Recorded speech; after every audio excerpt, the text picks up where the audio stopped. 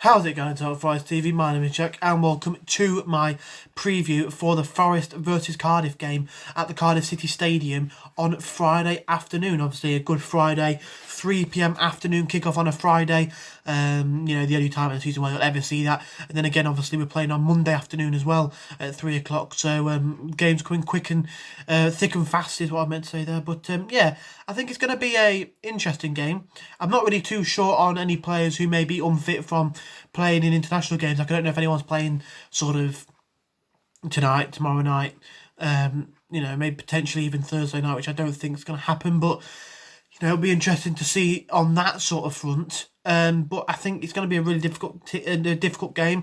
Obviously, last time we played them was a 1-0 win for us in the Cup. Last time we played them in the league, they beat us 2-0 with Kiefer Moore having an absolute field day. And then last time we played at the Cardiff City Stadium, we won 1-0 courtesy of a Thiago Silva finish. That was a huge win at the time for us in our ambitions for the playoffs. And, obviously this season it just looks like sort of coasting to the end of the season, trying to just secure safety as quick as possible, just picking up points here and there where we can, and going again next season. As for Cardiff, though, I think they're 3 or 4 points off the playoffs. I think they're in 8th place at the minute. So for them, they're definitely got their eyes set on a playoff place. I think they got playoffs last season, but lost to, I'd like to say, Brentford in the playoffs. So they're going to be looking to try and get that again. And it's not going to be an easy game by any stretch of the imagination. Obviously, when we played them in the FA Cup, it was a bit of an easier game because they were sort of lacking confidence under Neil Harris coming towards the end of his stint there. They're on a horrendous run of form. Now they've got Mick McCarthy, and there's been a real upturn in form there. Mick McCarthy is a manager who likes to get the best out of the players, not by by the technical side of the game, but by the more physical and more sort of, if you run faster than the opponents, run longer, you go into a tackle stronger, you'll get more out of it. And I think that's really something that that really helped his Ipswich side. There was a lot of people saying his football was boring, and a lot of people saying he had lacked ambition. That's why they sort of let him go, and what a mistake that was to let him go. Look where they are now, a mid-table League One side who, you look at the size of their club and their recent history, they're far too big to be in League One. But like we know as Forest fans, you don't get what you deserve as football fans, as a football club. It's what you earn, what you make happen. And with Mick McCarthy at the helm, they were staying in the Championship season in, season out. And I think if you gave that to them now, they'll snap your hand off.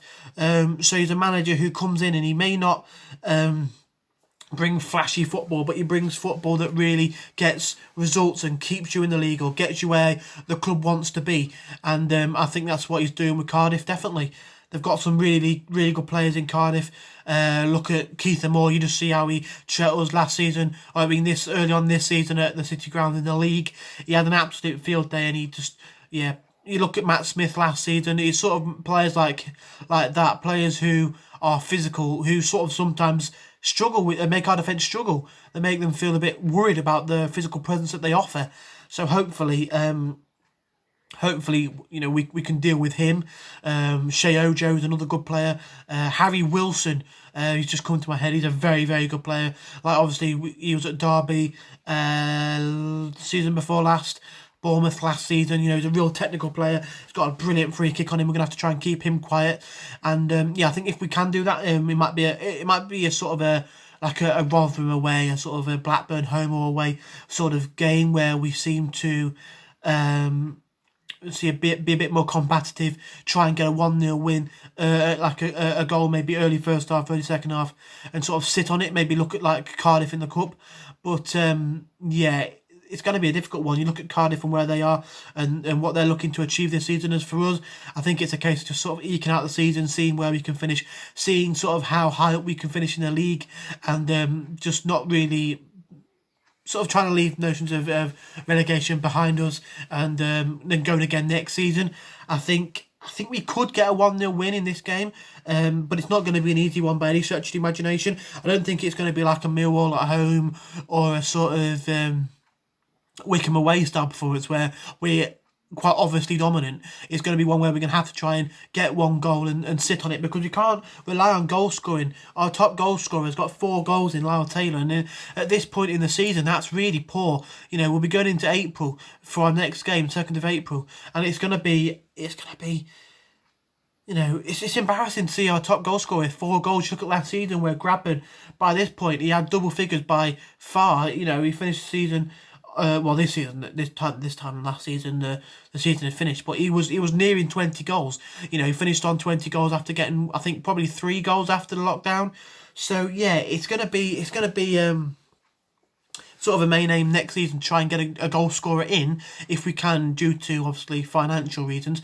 But I think if we want to win this game with the players we've got, we're going to have to try and maybe get a 1-0, scrape a 1-0, maybe a 2-1 or a 2-0 if we're lucky. But I think that's what I'm saying with my heart. With my head, I'm going to say more sort of maybe 1-0 the other way, if I'm honest. But I'm going to be positive. I'm going to say 1-0 Forest. And I'm going to say the goal scorer, I'm going to say Lyle Taylor. I think he deserves to start. I'll go on to my starting 11 in a minute. You know, got a crucial goal for Montserrat. Okay, it's slightly different level of competitor over in the sort of CONCACAF Caribbean qualifiers. But I think, you know, if you can keep that sort of confidence going into the game on Friday, I don't see why he can't score. I think he deserves to start after what we've seen him do for Montserrat. Not like I watched it, I just saw him score, so I'm hoping he did well. That's what I'm presuming. But no, I mean, I said this for the past couple of previews now. I think he kind of needs to start because coming off the bench, I don't think he offers what we're looking for. Maybe someone like a Glenn Murray does, someone with a bit more experience, a wise head in that sort of situation. Maybe he might be better coming off the bench rather than starting. Taylor's got a bit more in the bank, in the tank, sorry, to be able to do that. So I think if we give him a start, I don't see why he... why it'd be a bad idea. Obviously, look at the back 5. Samba in goal for me. The 4 defenders, I'm going to say Christie. I think it'll probably be Bong. He made a really great block off the line against was it Mbeumo for Bournemouth. For Brentford. And I think as much as he gets stick, he is not horrendous. I mean, against Watford, he got turned inside out and back inside out again. You know, he was not great, but I don't think anyone was great, bar probably Joe Worrell in that one.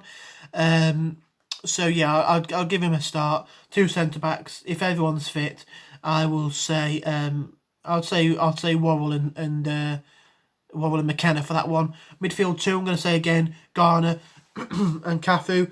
Sad news coming about Garner that Manchester United want him to go to a Premiership club next season. Obviously, we're not going to be Premiership, so he won't be coming back here if that is true. Hopefully, it's not. Hopefully, it's just people basically presuming that's what Manchester United are going to do.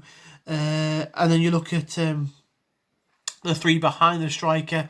I'd go on the right, Amiobi, on the left, Mighton, middle, Kuvinovic, who we are looking at getting. I'm really happy with that. I think that'll be a brilliant sign if we can do it. And then up front for me, I'm going to say Lyle Taylor. So, yeah, I don't think it'll be easy by any stretch of the imagination. Mick McCarthy's an old-fashioned manager. He likes his teams to be strong. He likes them to be physical, get stuck in. And I wouldn't be surprised if that happens. I think going forward, they've got quite physical players in Kiefer Moore and quite fast technical players around him who can get the ball forward, who can get the ball up to him. So yeah, I think our defence are going to have to be, going to have to get in the gym between now and Cardiff to be able to deal with him if he does start. But yeah, like I say, my heart says 1-0 Forest, my head probably says 1-0 Cardiff. So yeah, if you did enjoy, smash the like button. Let me know in the comments down below what you think the score will be, what you think the lineup will be.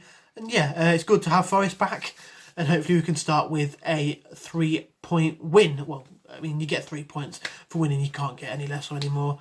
That was waffle for me, but yeah, hopefully we can come back with 3 points. So like I said, if you did enjoy it, smash the like button, subscribe if you're new around here, and come on, you Reds.